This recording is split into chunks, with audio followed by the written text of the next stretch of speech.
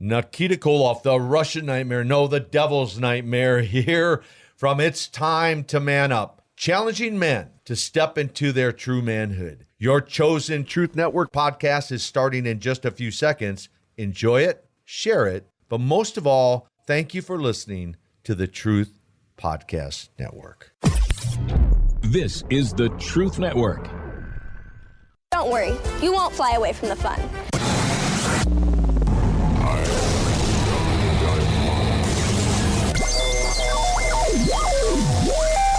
Welcome to the Christian Car Guy Radio Show. I say this calls for action, and now.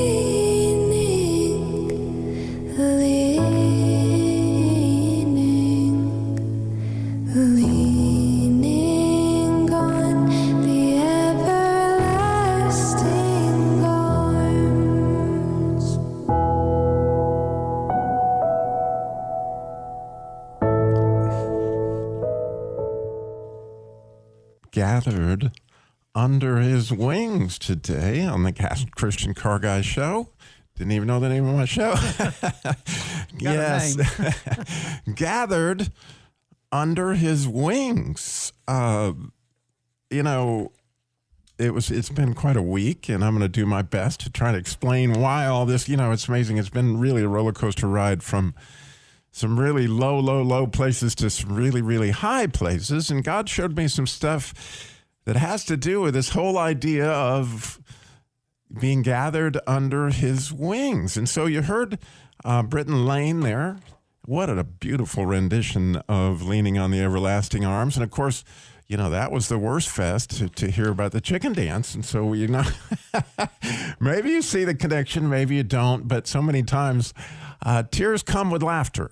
And, that's kind of how God shows me stuff a lot of times. So to get to it, well, I guess I should tell you that today's show is brought to you by the Hebrew letter Tav.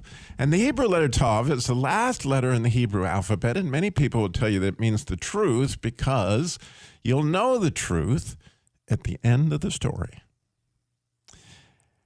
And at the end is interestingly very much connected to the tribe of Dan. And so when you look at the letter Tav, it's actually made up of two other letters, a Dalet, which is the D sound in Dan, and a Nun, which is the N sound in Dan. And you may know that when the Hebrews left through the desert, every time that the camp would let out, the last tribe out would always be Dan. And the reason that would be Dan, it was Dan's job to gather up that which was lost.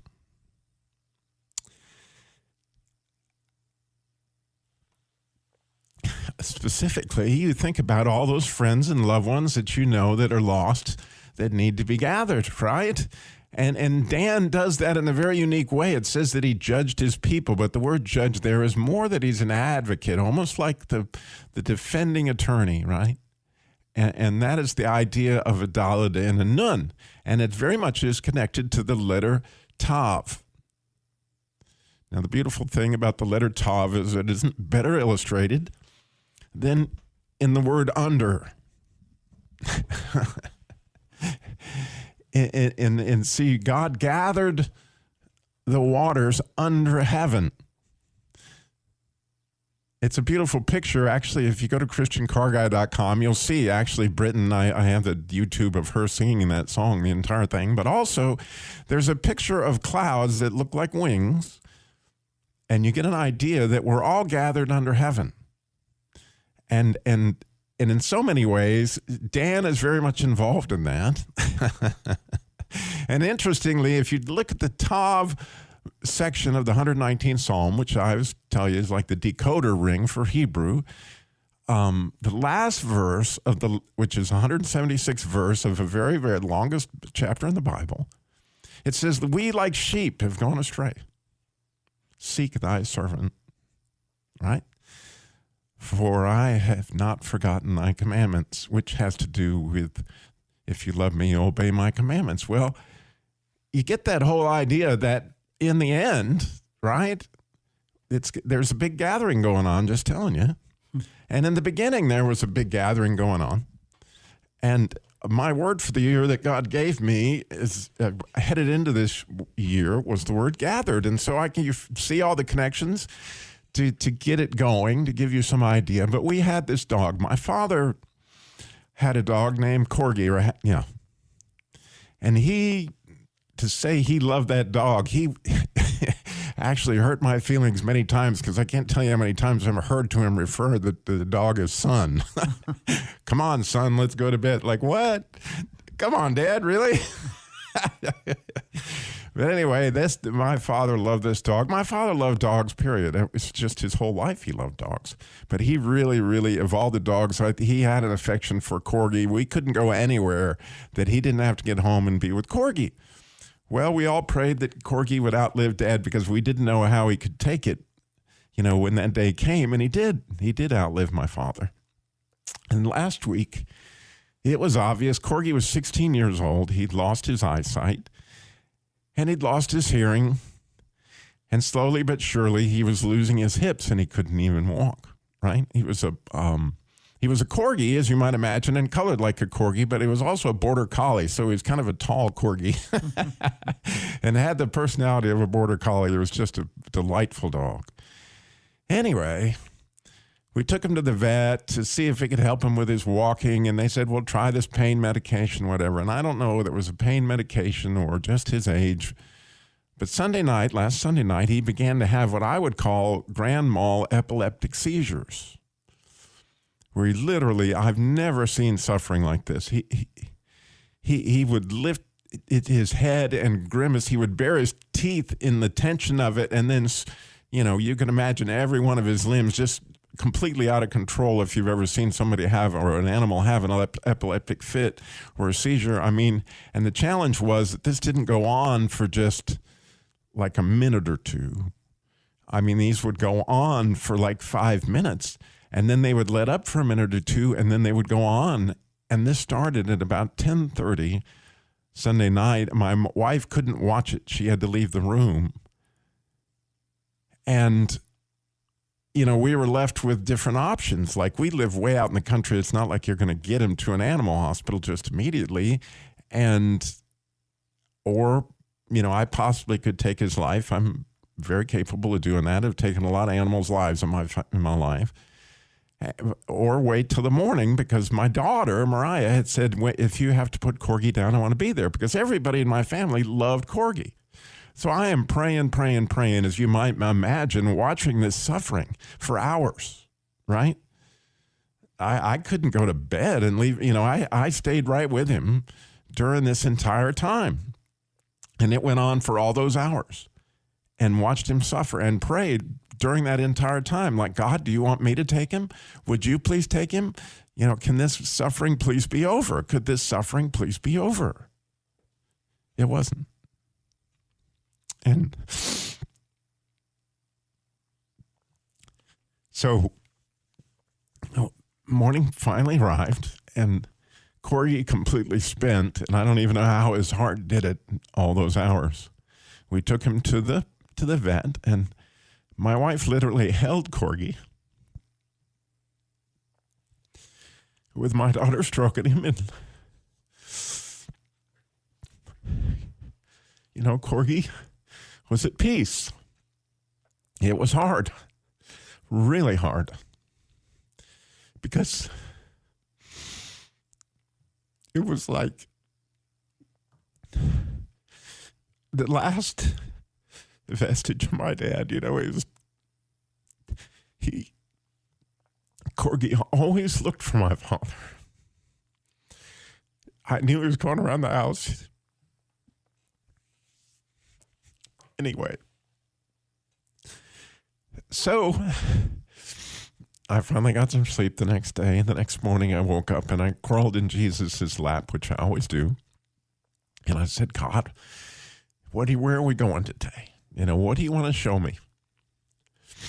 And he said, Robby, I want you to translate 1 Corinthians 13, the famous love passage. I want you to translate it back into Hebrew, because originally Paul thought in Hebrew. He didn't think in Greek. He was a Jew.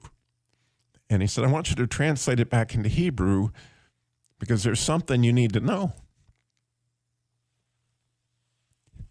So off I went on this new adventure, which was just spectacular. So you might know the 1 Corinthians 13, is the famous love is this and love is that. Well, the first question, if you're going to study this, okay, well, which word for love would Paul have used? Because there's 3 in Hebrew, not unlike in Greek there's 3. And we know in Greek he chose the word agape. So what is that word in Hebrew? Well, we got so much of that. And the good news is there's the bottom of the roller coaster for you. We're headed to the top, believe me. And I think you'll understand suffering at a level you never have. I know I sure have. When we come back, stay tuned. Well, if you ever plan to go to West. You're listening to the Truth Network and truthnetwork.com.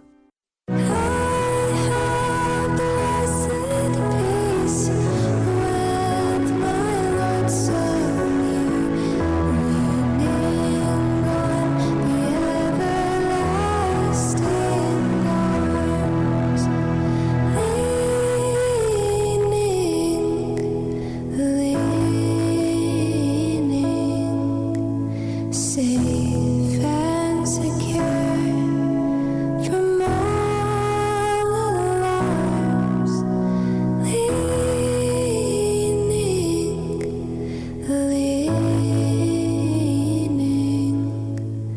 leaning on the everlasting God. Gathered under his wings today on the Christian Car Guy Show. And as we were talking about, after the loss of Corgi, the next morning I got up and I climbed in God's arms, and he said, go back into 1 Corinthians 13, where love is version of that. And like I said, the first question is, what is the word love that Paul was describing? And in Greek, it's agape, which is that self-sacrificing love. Well, when you think about what the bride of Christ said about her beloved, she referred to him as the Dalet Vav Dalet, which is David. Okay, David, however you want to say it. And that idea of the servant of servants, that to love is to serve in so many different ways. And agape is that kind of thing. And I thought that's clearly the picture of how God serves us in so many different ways above himself, right? And so what is that? And so the very first thing that Paul chooses to say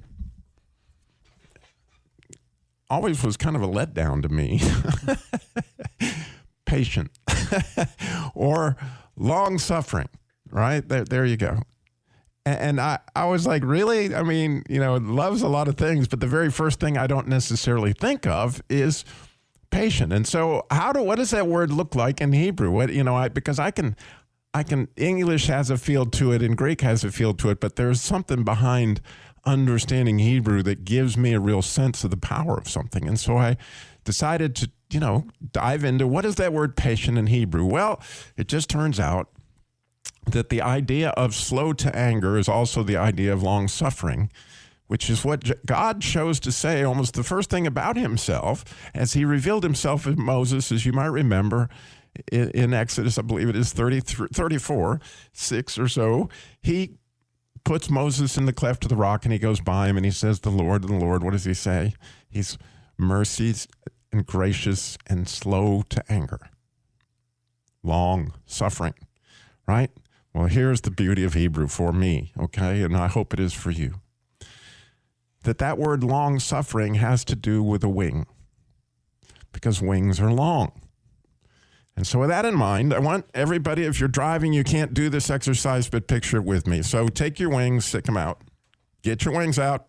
Come on, Richard, I'm not seeing the wings. No, not the chicken wings. We need the regular, yes, stretch them out as far as you possibly can. Now, you do realize that your wingspan here is longer than your body. I mean, you know, if I'm 6'4" at this point in time, actually my reach is 6'7". So that's long, okay? Now, while your long hands are out there, now take your palms and stretch them forward for me, which now feel something in the middle of your palms. Okay? And it hurts, doesn't it?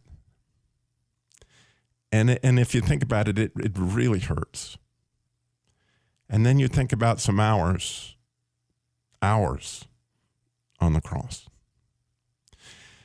And if you think that hurts, picture that you're his dad.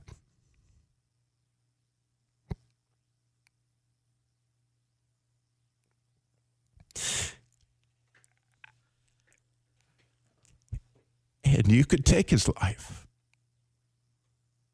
but it's not time.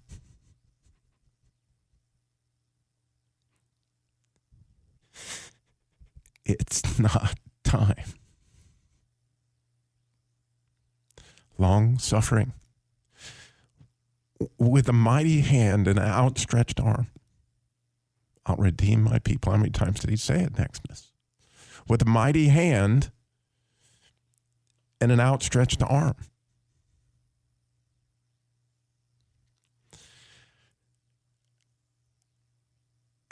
It's one thing to suffer yourself. You know, when I had cancer and I went through the Jeep accident and all those things happened to me, it was hard on me, there's no doubt, but it was way harder on my wife.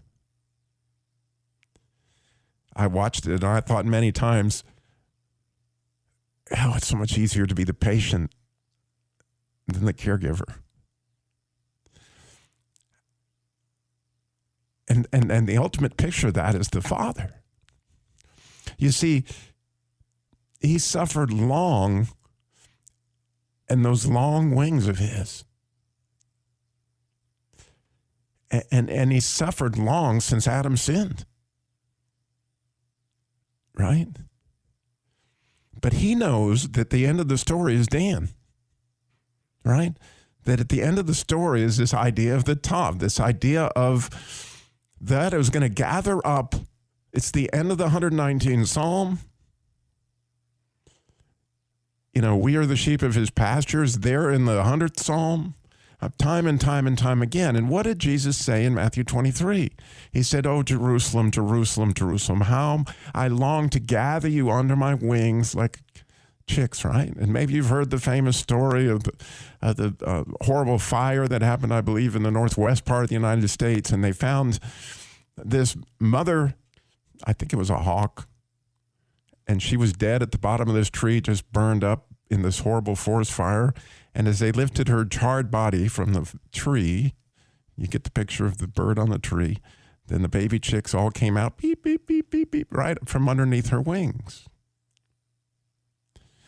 And so this idea, we've all been taught, that you know, since we were however old, to lean on the everlasting arms, to be gathered under his wings. All these things are all connected to these unbelievable things that God's been painting this picture of what he would do on the cross since the very, very, very beginning. And oh, you who are hearing this story and have never understood what Jesus did with that real suffering, right? If you can believe that, then you too can be brought into that great gathering. So we don't want to miss that. You can pray for that now. I mean, ask Jesus, man, gather me in, take me in those arms. We'll be back with Love Your Stories. 866-348-7884, 866-34-TRUTH.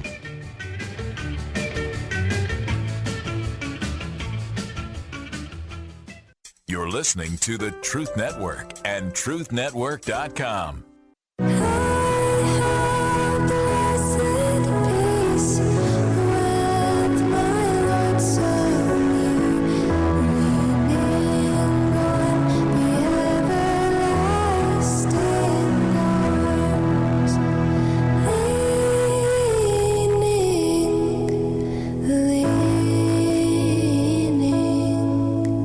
Say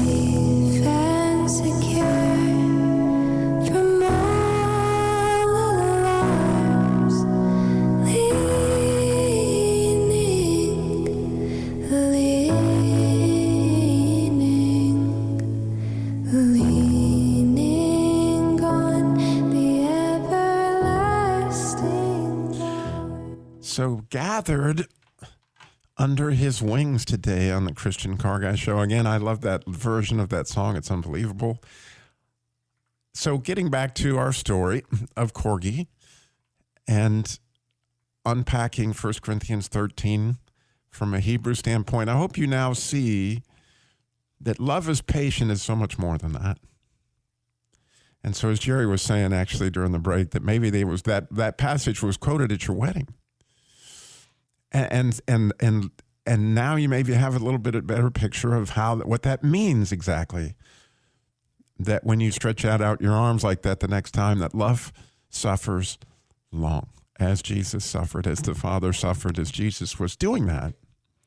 That's a picture of what that looks like. That's a picture of love. Like it gives you the picture. There's the picture. Okay, but then the next word says, love is kind. And so I had a good time backing into that one. And I ended up with grace. With grace meaning that I'm Jesus' favorite, always have been, always will be. I have a lady at church always challenges me on that, says, no, Robby's got that going on. So, but kindness has to do with graciousness because he has great faith in you. And kindness is this amazing thing that actually was pictured when Ruth was described by Boaz, and he's the one that said, that or Naomi described him as having this kindness, and she used that word that has to do with grace. Well, to finish the Corgi story, the night before all this happened with Corgi, we had dinner with some some dear friends that we hadn't seen in years, actually. And they said, Tammy, my wife, loves dachshunds. She had dachshunds before we were married. And one of her dog when she was a child was a dachshund. And she loves dachshunds. And these people had a toy dachshund that they dearly loved. And every time Tammy would ever see this dog, she would always say, give me your dog. And so they said, our grandson and this dog don't get along real well. He's small. And we've been praying about this. And there was only one person we think that could take this dog. And that's you, Tammy. That you love this dog. And, of course, we just let it all drop right there because we still had Corgi, right? Well, as we're leaving the animal hospital, I look at Tammy because now she's coming home to an empty house. In other words, my daughter was just married. She took her cat. Her mother passed away 2 months ago. When she walked in the door was going to be empty from a once filled house. We got to have something. I said, you call Tanya and get that dog. I said, get it. Oh, I can't. I said, get the dog. And she didn't the first day, but the second day she called and she did. And so Wednesday we got the dog. But Tanya told Tammy there's a few things you need to know about this dog. Number one, it does not like men. And so when Robby walks in the door, it's going to bark and growl at me. Just tell him to get over it. Right? And number two, it won't eat for a few days because it's going to be so brokenhearted because, it's left, it's home.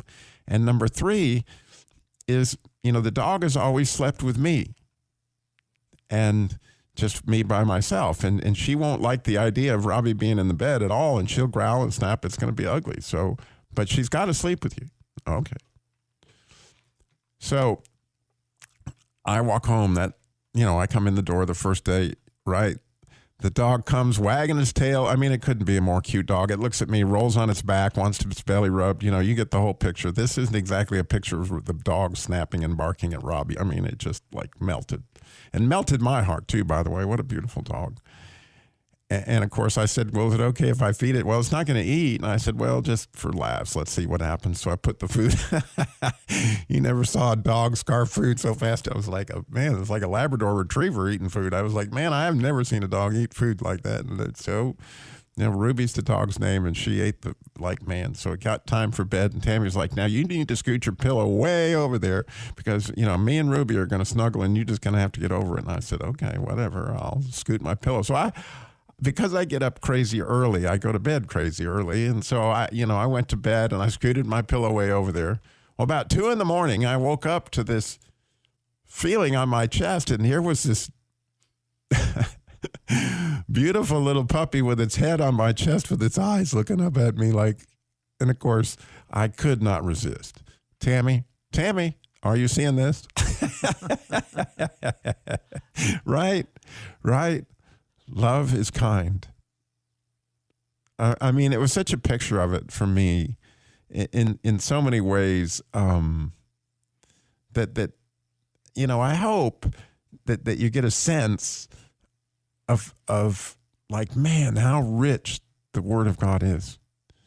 And when you can live it, through your suffering, but also through, like I said, it's a roller coaster ride of, here you are, you're going to go through this, you're going to go through that, but then, he is going to, build you back up where he needed to teach you something. And it happens a lot of times through suffering, right, Jerry? Yeah. Well, I'm just sitting here this morning and I don't even really want, what did I say? I mean, the truth that you're speaking and stuff is just so deep. I mean, God created us to be in communion with him, to be in relationship with him. And that's the hope that we have. As I said, the story of Christ on the cross, Christ knew what in 3 days he was going to fulfill. God knew that. So through all that suffering, it was still suffering with that hope of knowing what the future had. That's the same thing God wants us to have as we're going through it here on earth. It's really, I don't know if it's, I sat there and when I walked in the door, I was on the phone with a dear friend who's been suffering for a lot of years. And then I'm talking to Robby about what this morning's going to be about, and that's exactly what it is. I mean, because during my conversation, the last thing that I told him was, I hate what you're going through. I hate to see anybody going through what you're going through. And he has MS, right? Yeah, I mean, it's horrible. MS. He's homebound, but he's living with something that a lot of people in this world don't have, and that's the hope of eternity. And that's the hope of what Jesus Christ has promised, of what the Calvary was all about. There's a ton of people in this world who don't have that. And that's the ones that we should be feeling sorry for. That's the ones that we should go do everything we can to bring them that hope and point them to Christ. And this morning, I think what you've been doing is pointing people to Christ and pointing people to hope. I mean, if somebody told you that the convenience store down the road had everybody who got a lottery ticket was going to have a winner, you would call everybody you knew and tell them to go down there and get that ticket. How many times do we have that same it's a Dan mentality. That's the idea of gathering the sheep under the wing. I mean, into the fold. How that looks, and you just think I've thought about this all week. That tribe of Dan. It's going through the desert, and they're the last people. So, how many were stragglers? How many people went off into a cave or whatever? Their job was to collect, and find them and dig and scrape or whatever you got to do to make sure we don't leave no man behind. Yeah, and when and you've gone on mission trips, right? And when you do that, it amazes me when you leave all of the clutter of our life behind. Maybe for a week, 2 weeks, a month, others, whatever the time it is, you go and you are so on fire to talk to people about Jesus and introduce them to Christ, because that's we do short-term mission trips at church. And the power in that is all of a sudden my challenge is to come back, and I always tell those team members that have gone on that trip, you need to bring that same drive and that same experience back to your life, back to what you do every day, because you go over there and people that would never talk to anybody about the relationship of Christ or what Christ has done in their life will do it over there, or do it when you're not cluttered with all the stuff that we deal with and all the who's on the phone for me, what text message, what I need to check my email, what I need to be doing, what should I be doing right now? What would Jesus have me do? Yeah, and it's a really cool thing that we have. What an honor to, in one shape or form, help say a word, do whatever you can to get them from that lost place back into the fold. So we come back with a lot more gathered into those arms and leaning on, oh man, to lean on those arms. You're listening to the Truth Network and truthnetwork.com.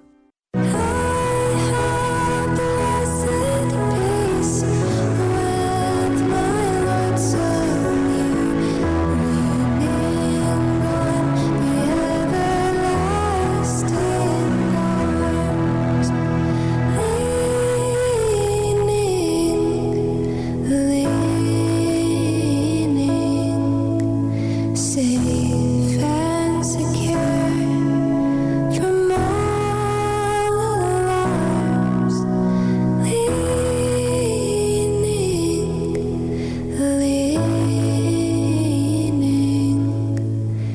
leaning on the everlasting God. Gathered under his wings today on the Christian Car Guy Show. And again, that's Britton Lane with her version of Leaning. And if you go to the ChristianCarGuy.com, you'll see the picture that I have of the clouds that were gathered that look sort of like wings, where we're all getting gathered under heaven. It's kind of a cool idea.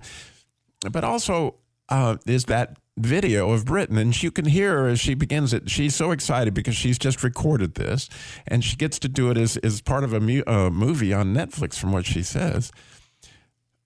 But she did all, and when you listen to it, she does all the music. She created all that. She was given complete license to do, and so all the instrumental, all that stuff was Britton Lane. And as I listened to that song this morning, I gotta admit, I bawled like a baby because for whatever reason, you know, I do this devotion at a nursing home in Mocksville and have for, I guess, 27 years now. And Mrs. Beck, who lived to be 104, that was one of her, and she played it on the piano. And I don't know how many times I sang the song because Miss Beck loved it. And she just loved to lean on those arms. And I know she did. But as I pictured Britton singing it this morning, you know what I felt, Jerry? I felt my mother's arms. And I realized that God has sent all these people that we've leaned on their arms our whole life, or an animal, or whatever it may be that you leaned on those arms. You were leaning on the arms that suffer long. Oh, it's an amazing picture. So we have Miss J in Greensboro. I'm very excited to hear from her this morning. Miss J, you're on the Christian Car Guy Show again. It's so good to hear from you. What you got for us? Can you hear me clearly? Because you sound staticky down on this podcast. Yeah, that phone system. We're getting a new one coming, and it's going to be better. But, yeah, we hear you great. Oh, we might not be able to finish it then because I can't understand fully what you're saying. You're being cut up. Just tell us what you want to say. Oh, okay. So I would like to call this Love in the Hood. I was coming up, and they had gang fights and stuff, and there were, so some of the initiations, I had heard in the community that they were going to be collecting stray cats and taking animals and dogs and throwing them from the top of our 10-story roof. And I stayed on the second floor, and I was scared of heights, too. I didn't know that. About 12 or 13 years old. And I'm cooking in the kitchen, some of the things my mom had told me to do before she had left for my younger siblings. And I hear and I see these objects coming down across my window. And they are animals that they're throwing from the roof that certain ones were being initiated with. And so when I heard it, something inside of me, I wasn't like a true believer then, but I did know, I heard about God. And I kind of like stopped what I was doing and ran up all the way up the steps. They had a back stairway that I ran up to fast, and I was scared by each climb because I'm scared of heights. Get to the top of the building, the door up there, and a lot of people up there doing their initiation, whatever they're doing. And the last cat that they had was a little baby kitten. And I ran up there, and for my life, for everything, I had to go through them hitting me, getting through everybody, and then taking that kitten from his hands, from the grips of his hands, over the building. The fear didn't even hit me at that point. So I grabbed that kitten and I held it in my arms, And as I was saying, one of the older gentlemen told, "Get her out of here." And as they were pulling me back, people were hitting me and stuff. So I finally got back to the stairway door, and I ran all the way back downstairs to my home with this kitten in my hand and in my arms. And I had like little kitten bruises and little scratches and blood coming from my arms and stuff. But I had the kitten, and that kitten stayed with me. I fed it. I had to sneak it in my room, but my mom knew it was there. Eventually, my mother started feeding the cat. She barely had food for us, but the cat ate table food. And then from time to time, we would get some cat food, and it was just something. Eventually, the cat grew up, and the cat had to be put down. I didn't get the chance to say goodbye to the cat, so you guys got a chance to say goodbye. And I was just wondering if did I have my last goodbyes? And God was giving me the answer today. Yes, you got your goodbyes, and you did what I wanted you to do. So that's my love in the hood thing, and I feel like I was under his wings when I was doing it. And I know that Puffy, that was the name of the cat that grew up in my household in the hood. I believe we gave it the best love and the best life I could give it while it was alive. Wow. Yeah, there's no doubt, that we have those precious memories, of pets. And interestingly, because I've talked about this with a lot of friends this week, there's a lot of them have said the exact same thing to me, that one of the most difficult things is to lose a pet and never have a chance to say goodbye, or to lose a loved one and never have a chance to say goodbye. So I my heart goes out to you with that, but also I rejoice in what God showed you about your own courage, which I know that about you, is you're very courageous. And what courage, right? A 12-year-old girl up against all these, I imagine they were not the most pleasant people up there. But I know you can't hear me well, but thank you, Jacqueline. Thank you so much for your call, and thank you for listening. And I know that you honored Puffy today. Also, I rejoice in. So thank you. God bless you, Joyce. Bye-bye. Well, Jerry, that's a difficult thing with our phone system right now. We're going to live through it for another couple of days. But anyway. And we know. We have hope. We do. We do. It's all gonna come to life. But just hearing that story, and then you telling about story. The people will. There's a lot of people who will criticize people. Chris is just an animal. But you know what? God puts them in our lives to bring joy, and so many times, like her story with Puffy, is the fact that that cat's life always pointed her back to a time she was courageous and probably stepped out and did something she did not feel she had strength to do. But it's always a reminder. With Corky, it's always a reminder of that the bond between your dad and that precious pet. And that's I think God places that stuff. I think in James, it talks, part of it is the things we experience and stuff, and we may not understand as we're doing it, but it's also he gives us those experiences because it's going to minister to us, and we can minister to others. Sometimes that ministering comes through an animal. Yeah, it's wonderful. It's wonderful. So there's no doubt that love suffers long. And I hope you got a picture of that today. And more, I hope you see how amazing it is that we all get to be Dans in our own way. Some of us get to be Daniels, where, Dan is just at the beginning of the word Daniel, which is the Lord is my judge. Okay? And so, in other words, he's my advocate. He's my defense attorney. So be someone's defense attorney. I want to say one thing, though. The suffering, we have the hope in Jesus Christ that overcomes that suffering. That's exactly right. That's exactly right. Thanks, Jerry. Remember, slow down. Jesus walked everywhere he went, got it all done in 33 years. And thank you so much for listening today.